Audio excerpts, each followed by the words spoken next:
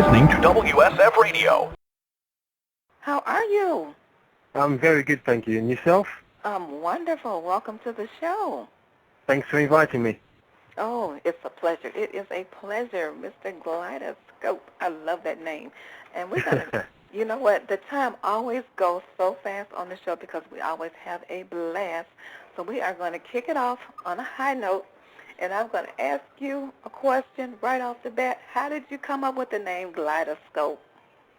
Okay. Well, I had a nickname as Glide when I was young, basically as a dancer. Okay. And I was very good at moonwalking. And so that's where I got the name Glide from. And the Glidescope came about because our music's quite varied, a lot of different influences and kind of sounds, and I liked using kaleidoscopes as a child again, and so I wanted to combine the two sort of musical colours and textures with glide, so it became Glideascope. Awesome. Love the accent, too, Thank you. must say. Yes, indeed. You too. It makes for a very great interview.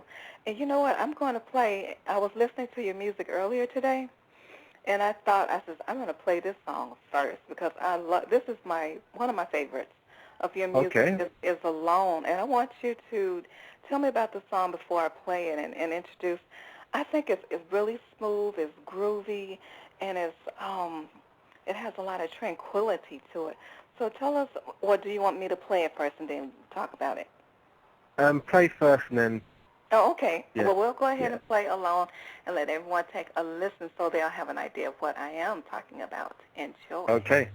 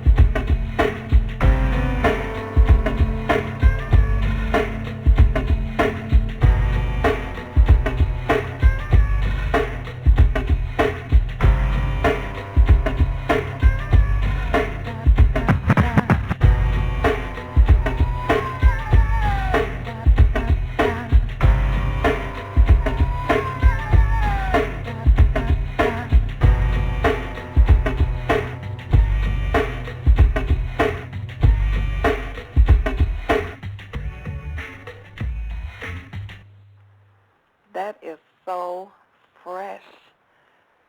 Thank you very much. Yes, I describe it as fresh, and then it's also hip, and it just has a certain texture to it. And you can almost imagine yourself walking across the floor as you listen to the song, and those who are artists and different creative people could really listen to that song and maybe paint portraits because it just has a certain sway to it. Well, thank you. No, I mean, the track is called Alone, and when I composed it, I mean, coming from a big city like London, it's 10 million people, but yet you can still feel very isolated and sort of out of touch with those around you, and that's what inspired that track. Feeling lonely in a big city, but still feeling part of quite a large society at the same time. Okay. Now, I do have a question. Are you, with the instruments, and I'm hearing different instruments as you produce the track, now, are you playing different instruments, or is it someone else in the band with you, or is it just Glidescope by yourself? That track was all me, apart from the sort of screams, the female voices. But yeah, I mean, basically, I'm a solo artist, and I like to use as much sort of live instrumentation as possible. I do use samples, but I try and make them as musical as possible, rather than just reproducing what somebody else has created.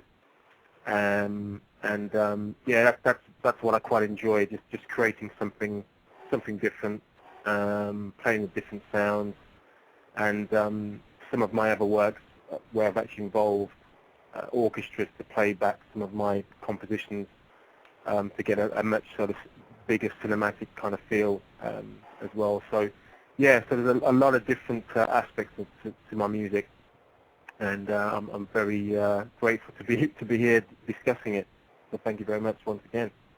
And I do want to add, there's so much that I always want to say, so I want to say this before I forget. On the one track Alone, it was a really nice touch, the way you had the female voice in the background. That was really cool. That was a really nice touch that you added to it. Yeah, I mean, I do mainly instrumental tracks, and sometimes, it's quite bizarre, but sometimes I actually feel that lyrics or vocalists overpower the musical content of a track, and so most people actually focus on the vocals and the lyrics, and they sing along to the song, and the music is in the background.